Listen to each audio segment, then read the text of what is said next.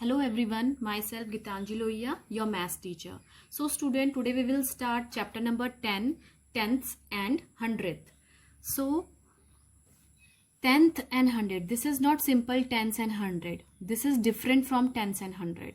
ये tenth है, THS, यानी कि इसमें थ की साउंड आ रही है, tenth and hundredth, HUNDREDREDTH, hundredths. It means कि this tenth and this hundredth are different from the tens and hundred जो नॉर्मली हम यूज करते हैं. लेट्स सी ये कैसे डिफरेंट है. Okay, ones, tens, hundred. तो ये हम बेसिकली नॉर्मली जब हम भी किसी भी नंबर को हम उसकी प्लेस वैल्यू देते हैं तो ones, tens, hundred, thousand, like this we are giving them the place value. So let's take one example also. 3, 4, 6. It means you ones, this tens, and this is hundred place. Hundred. Okay. So हम इसे बोलेंगे 346. Now, but here what we are studying about this chapter? In this chapter we are studying about tenth and hundred. So what are tenth and hundred? Like if I write this, so point, अब हम जब इसे read करेंगे तो हम इसे read करेंगे 346.52 नहीं रीड करके 52 रीड करेंगे. अब ये 5 की प्लेस वैल्यू क्या है और इस 2 की प्लेस वैल्यू क्या है?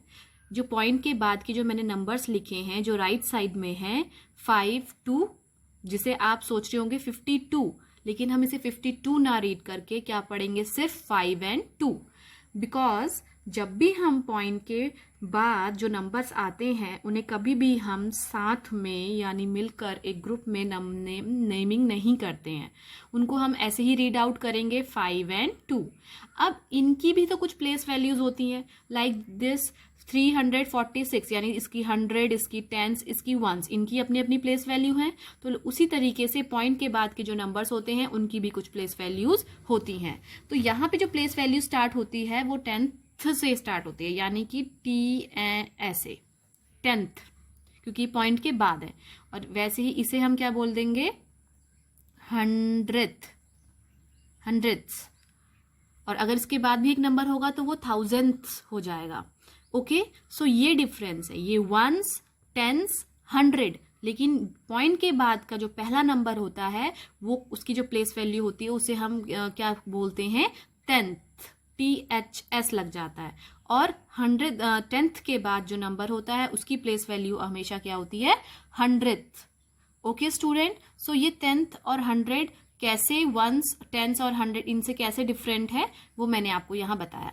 Now let us read out the next thing. What are the length of the smallest pencil you have used? यानी कि यहाँ पे पूछा जा रहा है कि आपने अभी तक जैसे आप पेंसिल का यूज करते हैं तो जब पेंसिल छोटी हो जाती है तो फिर आप उसे चेंज करके न्यू पेंसिल यूज कर लेते हैं. तो यहाँ पे आपसे पूछ रहा है कि वो लेंथ नियर अबाउट जो आप गैस कर सकते हो कि आपने कितनी छोटी पेंसिल यूज की होगी, उसकी लेंथ क्या होगी. तो वो लेंथ आप यहाँ पे लिख सकते हो. किसी ने 3 सेंटीमीटर तक छोटी यूज करी होगी, किसी ने 4, किसी ने 5, तो वो according to you can write here. Now here is a pencil given. यहाँ पे एक पेंसिल की ड्राइंग आपको दे रखी है. हमें क्या करना है, यहाँ पे इस कितनी लंबी है हमें वो गैस करना है. आफ्टर गैसिंग, पहले हम यहाँ पे गैस कर लेंगे. गैस करने के बाद हमें एक्यूरेट स्केल से इसे क्या करना है, मेजर करके चेक करना है कि जो हमने लेंथ जो भी हमने गैस किया था क्या वो सही है या नहीं है.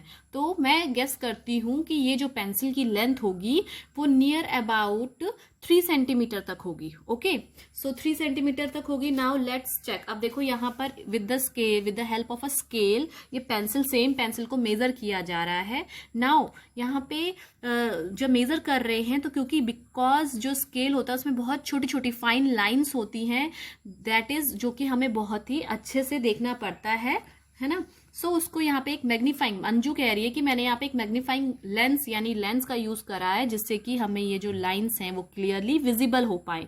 सो अकॉर्डिंग टू देम जब इन्होंने इसे मेजर किया तो हमने कितना गैस किया, 3 मेजर किया, 3 सेंटीमीटर गैस किया. तो अगर हम इसे चेक करें तो 3 के बाद जो छोटी छोटी लाइन्स हैं, कितनी लाइन्स होती हैं, 3 और 4 के बीच में कितनी लाइन्स होंगी? 9 लाइन्स होंगी। तो किस तरीके से हम काउंट करेंगे?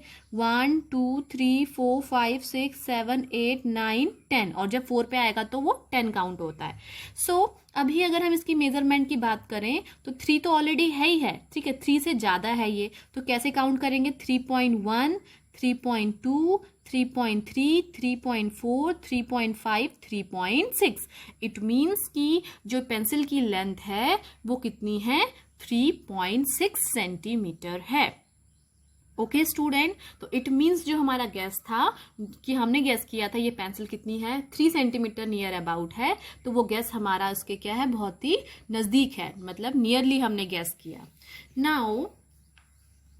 नाउ स्टूडेंट, अब हम बात करते हैं सेंटीमीटर स्केल, जो हमारी स्केल है। तो यहाँ पे जो मैंने ये ड्रॉ किया हुआ है, नॉर्मली जो हमारी स्केल होती है, नॉर्मल हमारी स्केल में देखिए, यहाँ पे देखते हैं, नॉर्मली स्केल में 0 1 2 3 4 इस तरीके से क्या नंबर्स होते हैं, और ये सेंटीमीटर स्केल है तो हम इसको सेंटीमीटर के अकॉर्डिंग ही रीड करते हैं। अगर 0 से लेके 3 तक मैंने लाइन ड्रॉ कर दी तो ये हो जाएगा, कितनी हो जाएगा? 3 सेंटीमीटर की लाइन ड्रॉ कर ली। वैसे ही अगर मैंने 0 से लेके 7 तक एक लाइन ड्रॉ कर ली तो मैं बोलूंगी मैंने 7 सेंटीमीटर की एक लाइन ड्रॉ कर ली। सो अब 1 सेंटीमीटर कितना होता है? यानी कि अगर चाहे मैं 0 से लेके 1 की बात करूं या 1 से लेके 2 की बात करूं, 2 से 3 की बात करूं, तो 2 से लेके 3 तक के जो मेजर होगा वो कितना होगा? मेजरमेंट जो लेंथ होगी वो हम मानेंगे कितनी होगी?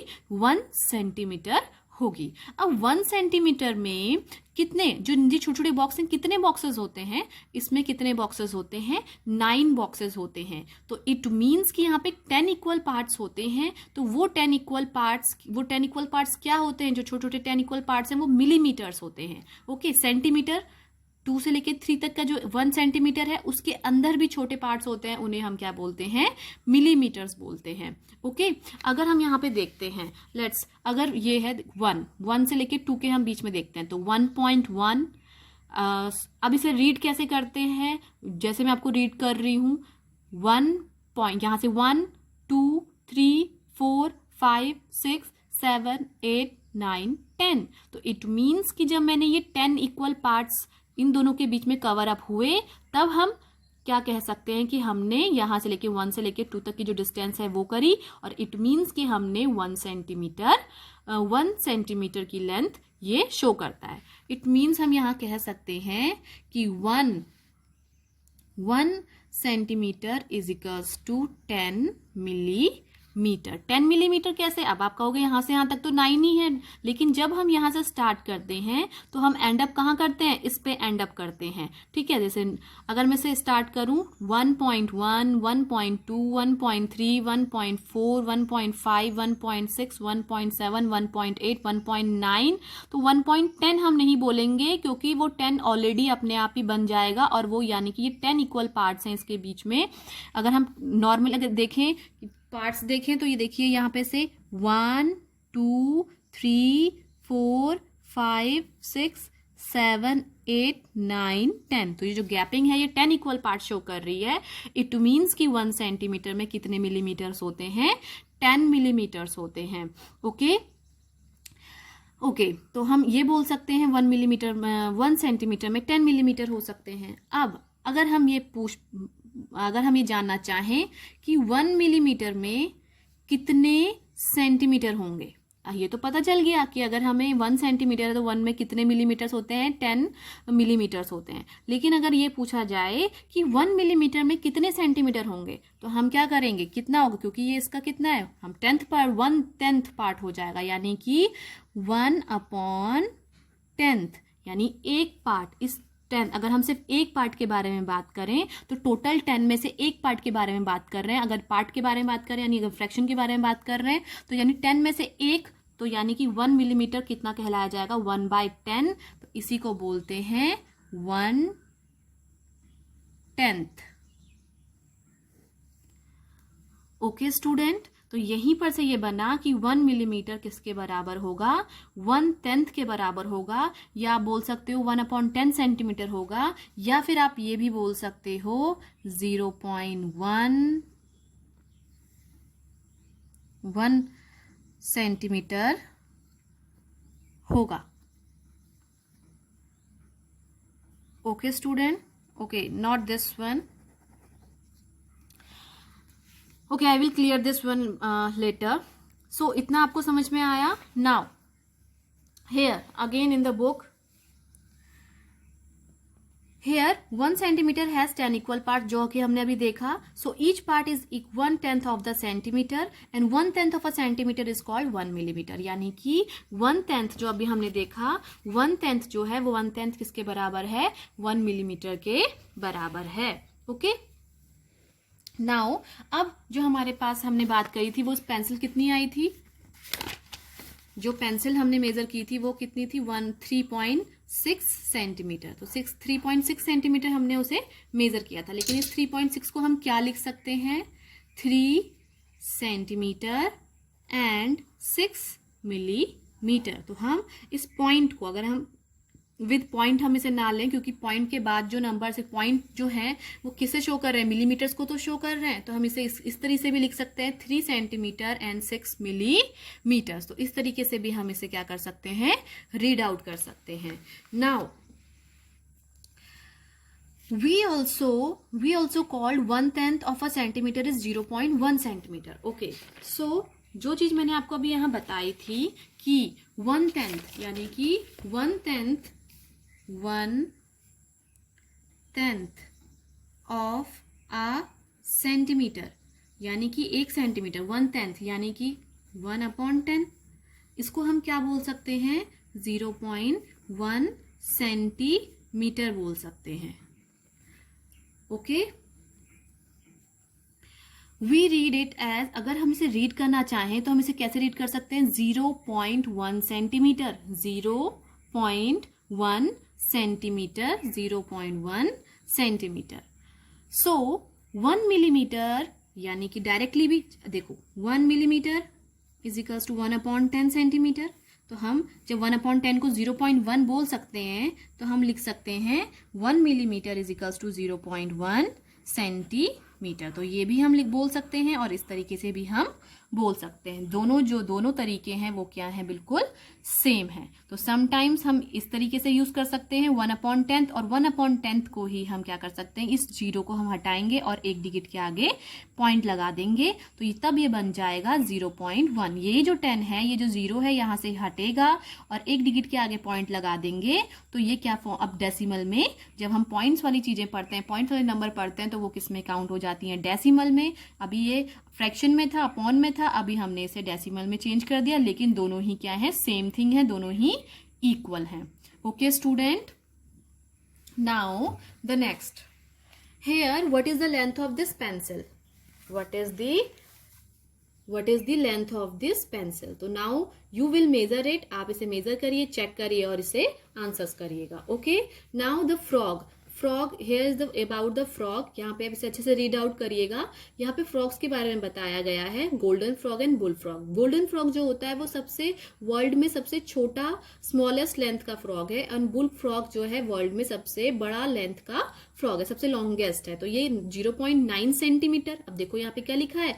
0.9 सेंटीमीटर. तो हम इसे क्या बोल सकते हैं? 9 मिलीमीटर भी हम इसे पढ़ सकते हैं, क्योंकि पॉइंट के बाद जो होते हैं वो सारे क्या होते हैं? मिलीमीटर्स में होते हैं. तो हम इसे पढ़ सकते हैं 0.9 सेंटीमीटर भी सही है, और हम इसे 9 मिलीमीटर भी पढ़ सकते हैं. ओके. नाउ इधर जो बुल फ्रॉग की जो लेंथ है वो कितनी है? 30.5 सेंटीमीटर. तो हम नियर अबाउट इसे 30 सेंटीमीटर लेकर अगर आगे कैलकुलेशन करेंगे तो 30 लेके करेंगे. Okay. Now what does 0.9 means? अब यहाँ पे पूछा जा रहा है, सेम क्वेश्चन पूछा जा रहा है, व्हाट डज 0.9 मीन्स? क्या होता है 0.9 means? It means same as 9 millimetre, क्योंकि 0.9 तो पॉइंट इसलिए तो लगाया जाते हैं, जो छोटे मिलीमीटर्स हैं जो, उनको हम किससे शो करते हैं? आफ्टर पॉइंट शो करते हैं. तो यहाँ पे जो 9 है वो क्या शो करेगा? मिलीमीटर्स को शो करेगा. It means 9 millimetre. We can say this in, अगर हम इसे एक फ्रैक्शन में बोलना चाहें तो हम क्या बोल सकते हैं? 9/10 यानी 10th में से 9th पार्ट. ठीक है. पूरे 10 टोटल मिलीमीटर जो 10 है, 10 सेंटीमीटर 10 जो पार्ट्स हैं, उस 10 पार्ट में से कि कितने पार्ट? 9 पार्ट, यानी कि 9/10 ऑफ अ सेंटीमीटर, 1 सेंटीमीटर का. ठीक है. सो 30.5 सेंटीमीटर इज सेम. तो 30 पॉइंट भी हम किस तरीके से लिख सकते हैं? 30 सेंटीमीटर, और जो 0.5 है उसको हम बोल सकते हैं 5 millimetre. Clear? Now about how many of the big frog will fit on the 1 centimetre scale. अच्छा ठीक है, पहले अब देखते हैं कि 1 सेंटीमीटर जो स्केल है, 1 मीटर, 1 मीटर की जो स्केल होगी उसमें कितने सेंटीमीटर, अभी तो हमने मीटर स्केल, जो हमारे पास ये स्केल है, जो देखो ये जो स्केल है हमारे पास, ये 30 सेंटीमीटर तक की स्केल है। ओके, तो आप सोचो जब ये 30 सेंटीमीटर की स्केल है तो 1 मीटर की, अब मीटर क्या होता है, जो मीटर है हमारा मेजरिंग लेंथ, जो जिससे हम मेजर करते हैं वो क्या होता है, सेंटीमीटर से बड़ी यूनिट होती है। ओके, तो सेंटीमीटर से बड़ी यूनिट होती है, इट मीन्स वो बड़ी स्केल होगी। तो 1, हमें पता है कि 1 मीटर में कितने 100 सेंटीमीटर होते हैं, यानी कि जब हमारे पास 100 सेंटीमीटर की स्केल होगी तो हम बोलेंगे कि हमारे पास 1 मीटर की स्केल है। क्लियर?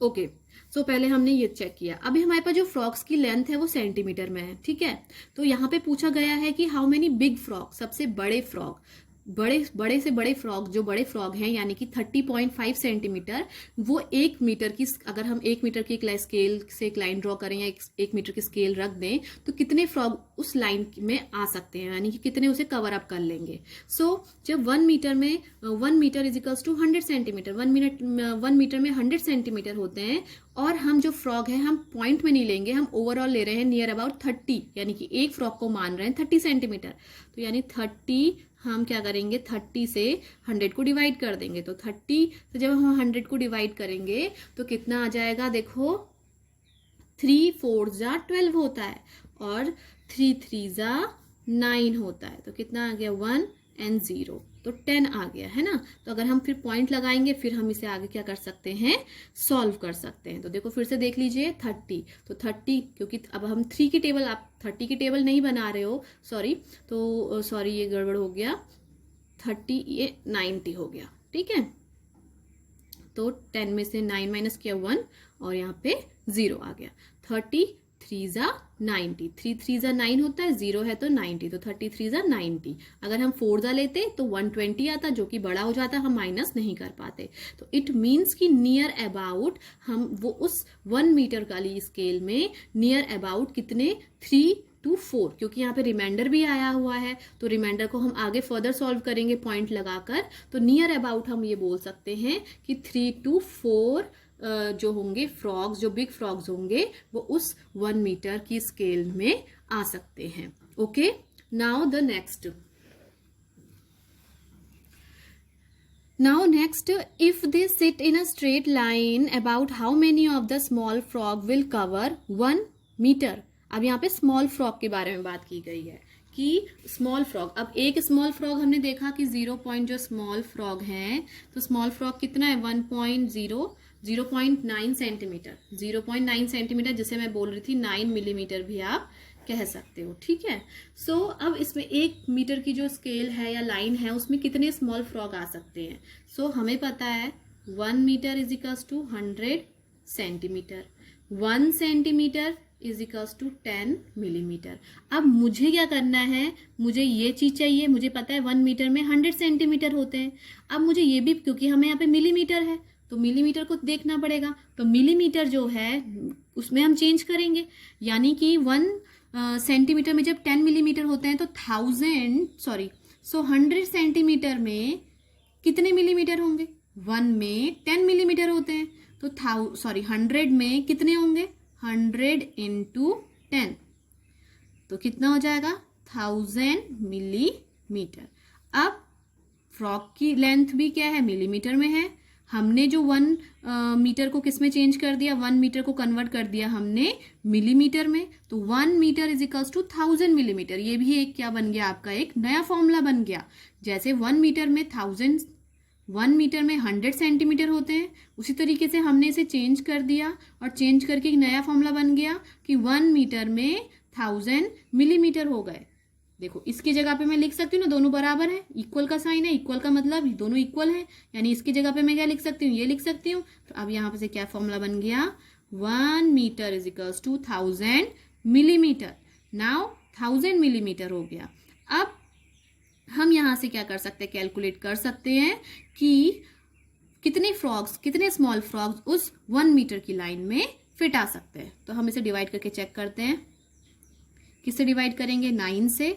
9 मिलीमीटर से 1000 मिलीमीटर को डिवाइड करेंगे तो 9 1 जा 9, 1 आ गया, फिर 0, 9 1 जा 9, फिर 1 आ गया, 0, 9 1 जा 9, फिर तो ये अब यहाँ पे 0 खत्म हो गया, यानी हमें इसे फर्दर सॉल्व करना है तो हमें पॉइंट लगाना पड़ेगा। तो हम नॉर्मली यहाँ पे देखते हैं अप्रॉक्स, इट मीन्स कितना आया 1 1 1। तो नियर अबाउट यहाँ पे कितने फ्रॉग्स आ सकते हैं? स्मॉल फ्रॉग 111 फ्रॉग यहाँ पे क्या आ सकते हैं? 1 मीटर की स्केल में लाइन वाइज हम उन्हें क्या कर सकते हैं? बिठा सकते हैं या लाइन करवा सकते हैं। Okay student, so in today class that is all for today, and you practice it, you repeat the video. If you having any confusion you can ask to me. This is something new because from here we are using the formulas like centimeter, millimeter. तो आप इसे अच्छे से पढ़िएगा, जो भी आपको problem होती है आप मुझसे डिस्कस कर सकते हैं। Clear? Okay student, bye bye.